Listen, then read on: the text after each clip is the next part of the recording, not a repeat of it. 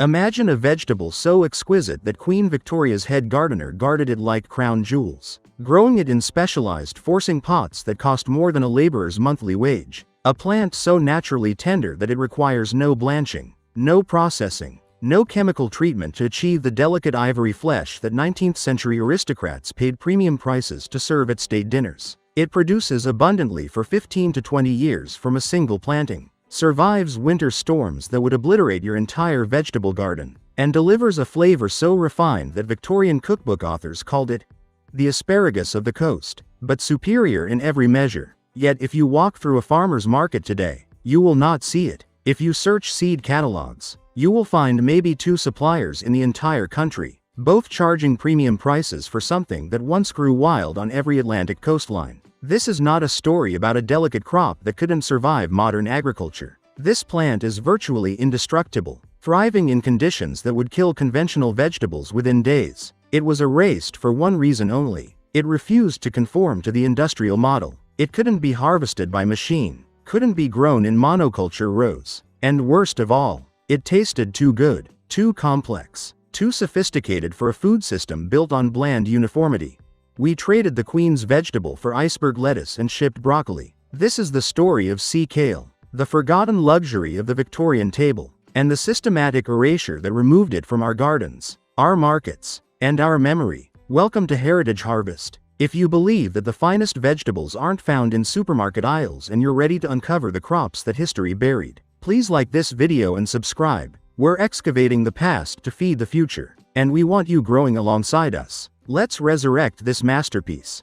The botanical marvel hiding on the beaches. To understand why sea kale vanished, you first need to understand what makes it extraordinary. Cramby maritima is not your typical garden vegetable. While most crops we eat today are annuals or biennials, fragile domesticated plants that require constant replanting, careful soil conditions, and protection from the elements, sea kale is a coastal fortress. It evolved on the windswept beaches and rocky cliffs of the Atlantic coastline, from the British Isles down through France and into the Mediterranean. This is a plant that survives salt spray, hurricane-force winds, freezing winter temperatures, and sandy soil with almost no organic matter. It doesn't just survive these conditions, it thrives in them. The plant itself is architectural. From a massive perennial rootstock that can grow as thick as your forearm, sea kale sends up glaucous blue-green leaves in spring, waxy and cabbage-like, designed to shed salt water and resist wind damage. Left to grow naturally, these leaves can reach 2 feet across, creating a dramatic sculptural presence in any garden. But the real treasure lies beneath the surface and in the spring shoots. In late winter and early spring, as the soil begins to warm, the plant produces thick, fleshy shoots, blanched naturally by covering with sand or forcing pots. These shoots are what Victorian gardeners prized above almost all other vegetables. When properly blanched, sea kale shoots emerge as ivory white spears, tender, succulent, with a flavor that defies simple description. It's not asparagus, though there are similarities. It's not broccoli, though it's in the brassica family. The taste is nutty, slightly sweet, with a delicate mineral complexity that speaks of the ocean air and coastal soil where it evolved. There's a subtle bitterness, not unpleasant, that gives it depth, and the texture, when harvested at the right moment, is tender enough to eat raw, yet substantial enough to hold up to roasting, steaming, or sautéing. This is a vegetable that tastes like luxury because it is luxury. But here's what makes sea kale truly revolutionary from a gardener's perspective. Once established, a single crown will produce harvestable shoots for 15 to 20 years without replanting. You plant it once, in your lifetime, and it becomes a permanent food source. No annual tilling, no seed starting, no transplanting. The plant handles everything itself. It's winter hardy to USDA Zone 4, meaning it survives temperatures down to -30 degrees Fahrenheit without protection. It tolerates drought once established, requires no fertilization if planted in decent soil, and has virtually no pest or disease problems because it co-evolved with coastal ecosystems that would destroy domesticated crops. From a nutritional standpoint, the data tells a story that modern agriculture doesn't want you to hear. Sea kale shoots contain significant levels of vitamin C, comparable to citrus fruits, which is extraordinary for a vegetable harvested in early spring when most fresh produce is imported from thousands of miles away. It delivers vitamin K in concentrations that rival kale and collards, supporting bone health and blood clotting. The mineral profile is exceptional, rich in calcium, magnesium, and trace elements like iodine, selenium, and zinc, a direct result of its coastal evolution. And unlike many brassicas that can be difficult to digest, sea kale is remarkably gentle on the digestive system, containing compounds that actually support gut health rather than causing bloating or discomfort. The plant also contains glucosinolates, the same beneficial compounds found in broccoli and Brussels sprouts, known for their anti-cancer properties and support of liver detoxification. But sea kale's glucosinolate profile is different, more balanced, without the harsh sulfur notes that make some people reject cruciferous vegetables. It's nutritionally powerful without being aggressive. It's everything industrial agriculture claims to want: productive, hardy, nutritious, and yet it's been almost completely erased from cultivation. The reason why reveals everything wrong with how we grow food today.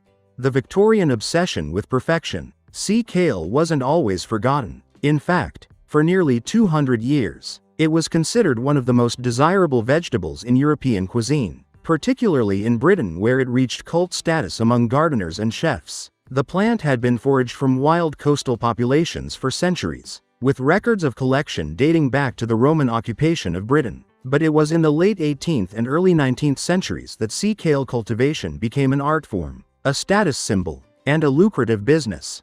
The transformation began in the 1760s when botanist and gardener William Curtis successfully cultivated sea kale from wild seed, demonstrating that this coastal native could thrive in inland gardens. Curtis published detailed cultivation instructions in his botanical writings, and within a few decades, sea kale had become a fashionable crop among the wealthy. By the 1820s, major seed houses were offering sea kale crowns, and gardening manuals dedicated entire chapters to its cultivation. But it was the Victorians who elevated sea kale to aristocratic status.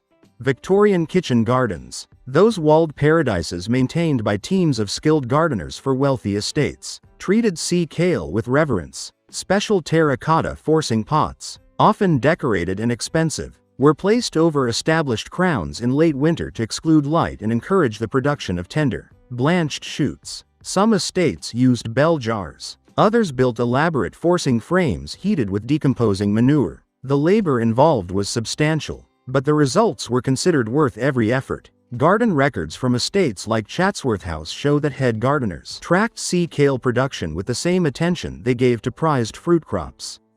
Queen Victoria's own kitchen gardens at Windsor Castle maintained extensive sea kale beds. Royal chefs prepared it in ways that showcased its delicate flavor, simply steamed with hollandaise sauce, or served cold with vinaigrette as a refined starter course. Cookbooks from the era, including Mrs. Beeton's Book of Household Management published in 1861, provided multiple recipes and detailed instructions for selecting, preparing, and serving sea kale. Mrs. Beeton wrote, "Sea kale is one of the most delicious vegetables brought to table, and should be dressed as soon as possible after it is cut, as it quickly loses its delicate flavor." The vegetable appeared on the menus of London's finest restaurants. Chefs at the Reform Club, Simpson's in the Strand, and the Café Royal featured sea kale prominently during its brief spring season, often listing it as a premium item with pricing that reflected its exclusivity. Market gardeners near major cities cultivated it commercially, with specialized growers in areas like Worthing on the Sussex coast building entire businesses around sea kale production. These professionals developed techniques for extending the harvest season,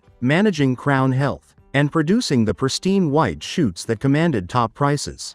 But sea kale's prominence wasn't just about taste or status. It occupied a crucial ecological niche in the Victorian food calendar. The harvest period, from late February through April, filled the hungry gap. That period after winter storage crops were depleted but before spring vegetables matured. Fresh, locally grown produce during this window was rare and valuable. Sea kale, being perennial and cold hardy, provided that early harvest without the need for expensive greenhouse cultivation. It was economically valuable precisely because it produced when little else did.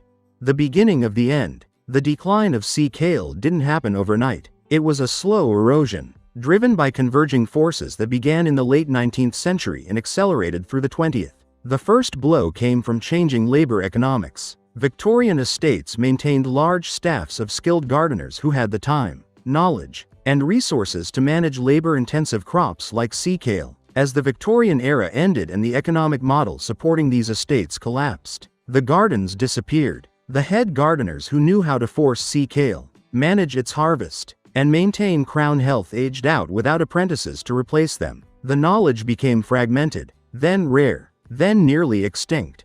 The second blow came from transportation revolution. As railways expanded and steamship cargo capacity increased, vegetables that had once been impossible to transport fresh could now reach markets from distant growing regions. Asparagus from California, lettuce from Arizona, tomatoes from Florida. These crops began flooding markets year-round, eliminating the premium that early spring vegetables like sea kale once commanded. Why maintain perennial sea kale beds that only produced for 6 to 8 weeks when you could simply import asparagus from warmer climates and sell it at any time of year?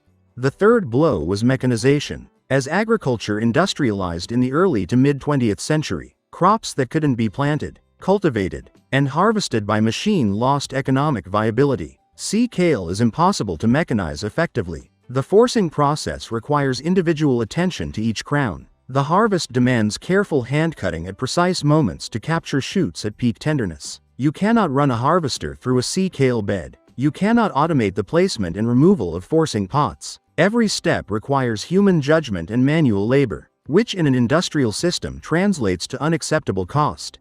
But perhaps the most devastating blow was aesthetic. As supermarkets replaced local markets and greengrocer shops, vegetables had to meet new criteria. They needed to ship well, stack neatly, photograph attractively under fluorescent lights, and remain shelf-stable for days. Sea kale shoots are delicate. They bruise easily. Their peak quality window is measured in hours, not days. They don't look like anything consumers had been trained to recognize. In a display next to uniform asparagus spears or bright green broccoli crowns, sea kale's pale ivory shoots looked anemic, strange, almost sickly to eyes conditioned by industrial produce aesthetics. The final nail came from seed company consolidation. As small regional seed houses were bought out or went bankrupt, their catalogs narrowed to focus on high-volume commercial varieties. Crops that didn't sell in massive quantities were simply dropped. Sea kale, being perennial and slow to establish, was a poor fit for the annual seed buying cycle that seed companies relied on for revenue. By the 1970s, sea kale had disappeared from most commercial catalogs entirely. A few specialty houses maintained it, barely, but for most gardeners and farmers, it simply ceased to exist as an option.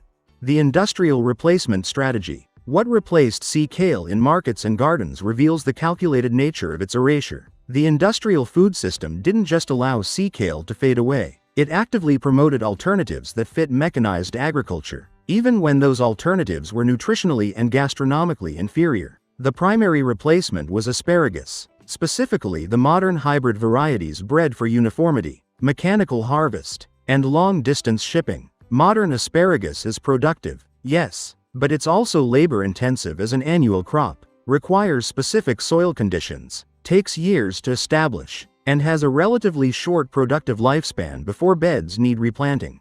Yet asparagus fit the industrial model because it could be mechanized. Specialized asparagus harvesters were developed that could cut spears at ground level with reasonable efficiency. The crop could be bred for uniformity, ensuring that every spear was similar in size and appearance. It could be cooled quickly and shipped across continents while maintaining acceptable quality. Most importantly, it was familiar. Consumers knew what asparagus was, how to cook it, what to expect. There was no education barrier, no need to teach people about a new vegetable. The market infrastructure already existed.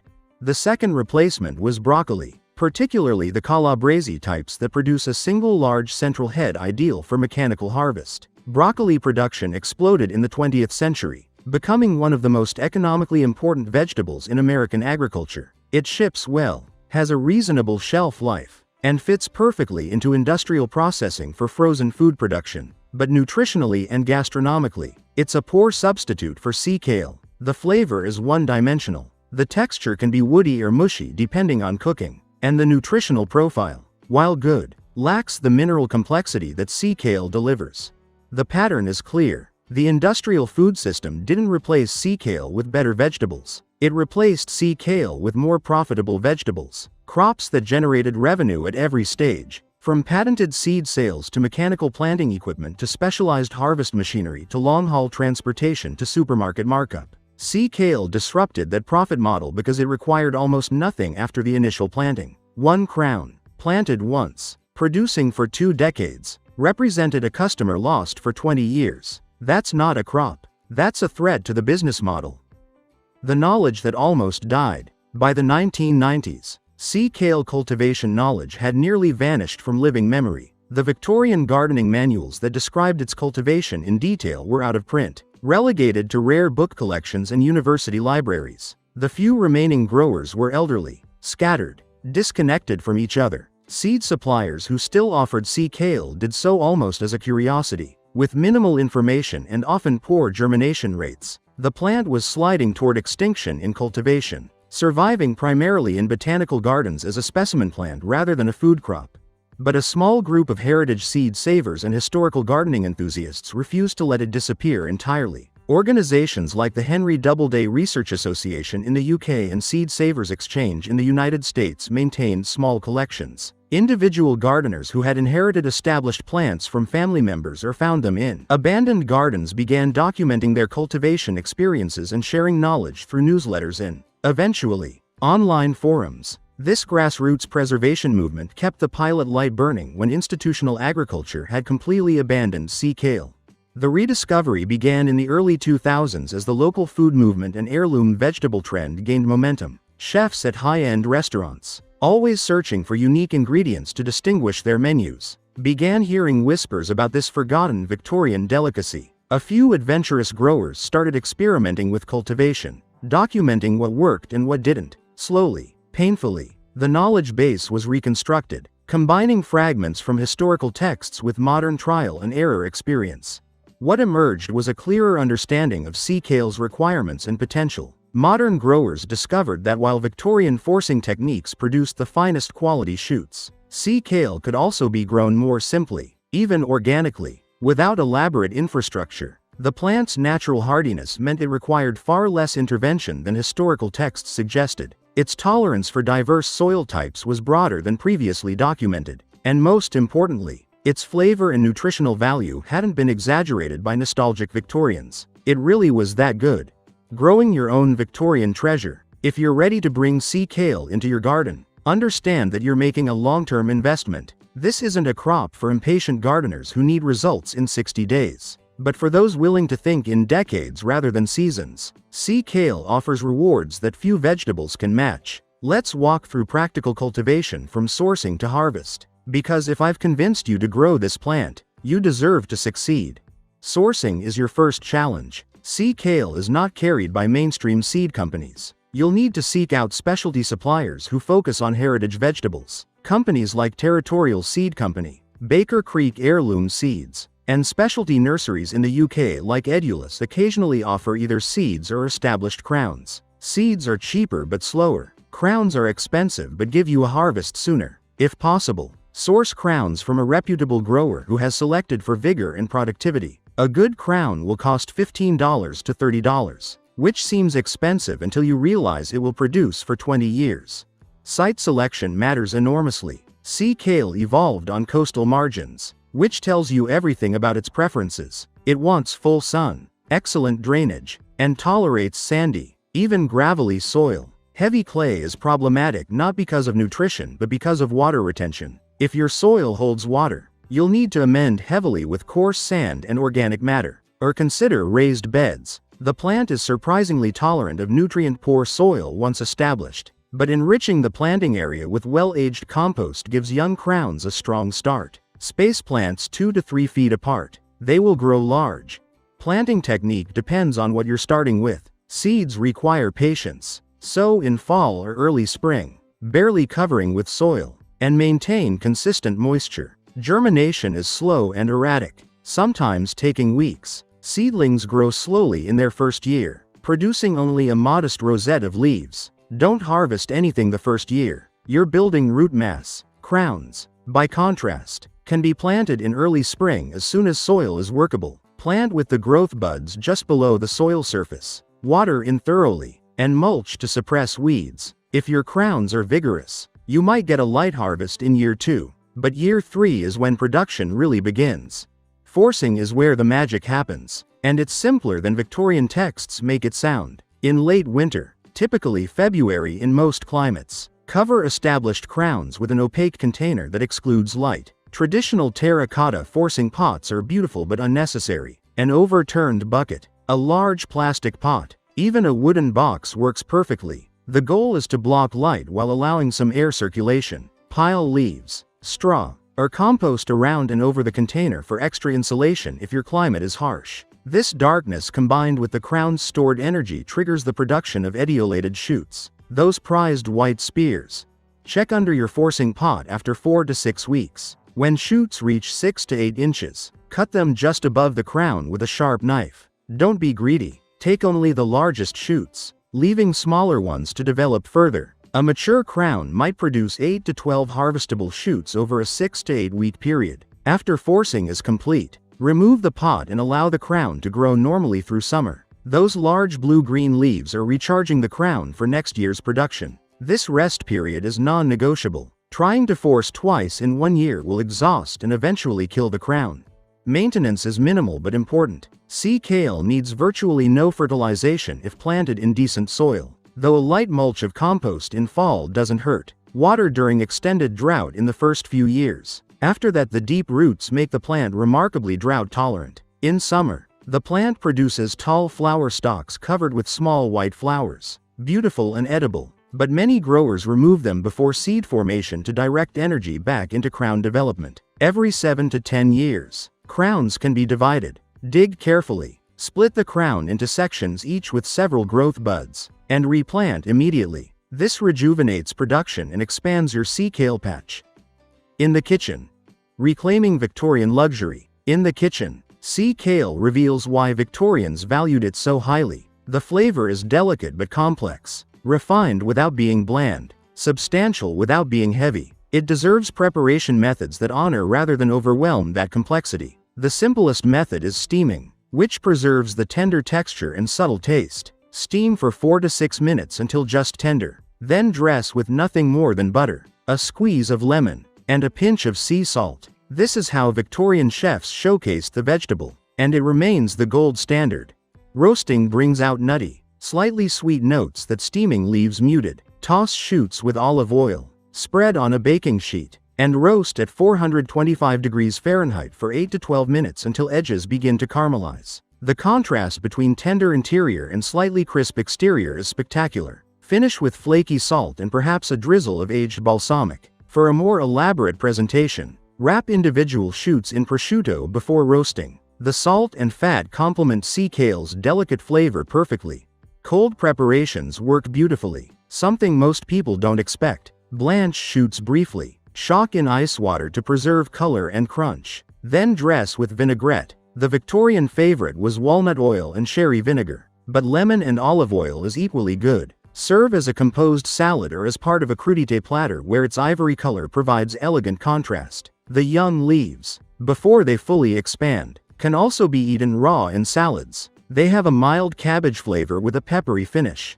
For those wanting to explore historical preparations, Mrs. Beaton's recipe for sea kale with white sauce remains relevant. Steam the shoots until tender, arrange on a serving platter, and cover with a classic bechamel enriched with cream and a touch of nutmeg. It's rich, yes, but for a special occasion, it's transcendent. Another period favorite was sea kale au gratin, where steamed shoots are topped with cream, grated cheese, and breadcrumbs, then broiled until golden and bubbling.